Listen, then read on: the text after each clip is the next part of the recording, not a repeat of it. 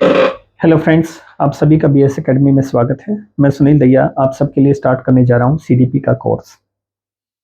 जी, जो मेरे साथी टीचर बनना चाहते हैं उन सभी को पता है कि टीचर बनने के लिए सबसे पहले हमें एक पात्रता परीक्षा पास करनी पड़ती है, जिसको हम टीचर एलिजिबिलिटी टेस्ट या अलग अलग राज्यों में अलग अलग नाम से जानते हैं, एस्टेट, रीट, यूपी टेट और सेंटर में इसको सी टेट के नाम से। इसके बाद हमारी मुख्य परीक्षाएं भी होती हैं, जिसमें सीडीपी इंपॉर्टेंट भूमिका निभाता है, चाहे वो डी ट्रिपल एस बीपीआरटी, टीजीटी या पीजीटी हो या स्पेशल एजुकेटर। इसके साथ डी ट्रिपल एस बी द्वारा आयोजित ईवीजीसी में भी हमारी साइकोलॉजी इंपॉर्टेंट भूमिका निभाती है। लगभग 200 अंक का वहां से वेटेज रहता है। हम बात करें केवीएस की, केवीएस में सीडीपी काफ़ी इंपॉर्टेंट भूमिका में रहती है। एनबीएस, एडब्ल्यूएस, एपीएस सभी में कहीं ना कहीं आपको एजुकेशन साइकोलॉजी मिल जाएगी। उसी के चलते हम अपना एक कोर्स डिज़ाइन कर रहे हैं और ये कोर्स आप सबके लिए लाभदायक होगा, फ्री ऑफ कॉस्ट होगा। इसमें आपको लिंक दे दिया जाएगा जहां से आपको टेक्स्ट मटेरियल प्राप्त हो सकता है। टेलीग्राम चैनल होगा जहां से आप उसको डाउनलोड कर सकते हैं या अपने सजेशन को कमेंट सेक्शन में भेज सकते हैं।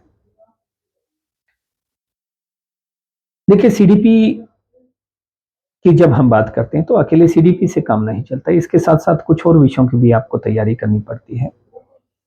सिर्फ साइकोलॉजी नहीं, चाइल्ड डेवलपमेंट साइकोलॉजी नहीं, या चाइल्ड डेवलपमेंट पेडागोजी नहीं, आपको एजुकेशन फिलॉसफी भी पढ़नी पड़ेगी। इसमें आपको फिलोसफिकल पैराडाइम्स, जिसमें हम बात करते हैं आइडियलिज्म की, रियलिज्म, नेचुरलिज्म, या हम बात करें प्रैग्मेटिज्म की, कम्युनिज्म की। आपको वेस्टर्न थिंकर भी पढ़ने पड़ेंगे, जिसमें फ्रॉबेल हैं, रूसो हैं। आपको ईस्टर्न थिंकर भी पढ़ने पड़ेंगे। इसके साथ साथ हम बात करें, आपको एजुकेशन साइकोलॉजी में जो इम्पोर्टेंट टॉपिक हैं उनका अध्ययन जरूर करना पड़ेगा, चाहे वो हमारा हेरिडिटी एनवायरनमेंट है, ग्रोथ डेवलपमेंट है, learning, motivation, emotion, intelligence, personality, या हम बात करें असेसमेंट की, इवेल्युएशन की, थिंकिंग की, प्रॉब्लम सॉल्विंग की। और इसके अलावा जो हमारी एनसीएफ है, एनईपी है, चाहे before independence, after independence commissions रहे, हमारे जो एक्ट हैं, आरटी एक्ट 2009 इम्पॉर्टेंट है। एब्रीवेशन की बात करें जो शिक्षा क्षेत्र से जुड़ी हैं, एजेंसीज की बात करें, या स्पेशल एजुकेशन में हम आरपीडब्ल्यूडी एक्ट की बात करें, मॉडल्स ऑफ डिसेबिलिटी की बात करें, ये सब हमारे लिए इम्पॉर्टेंट है।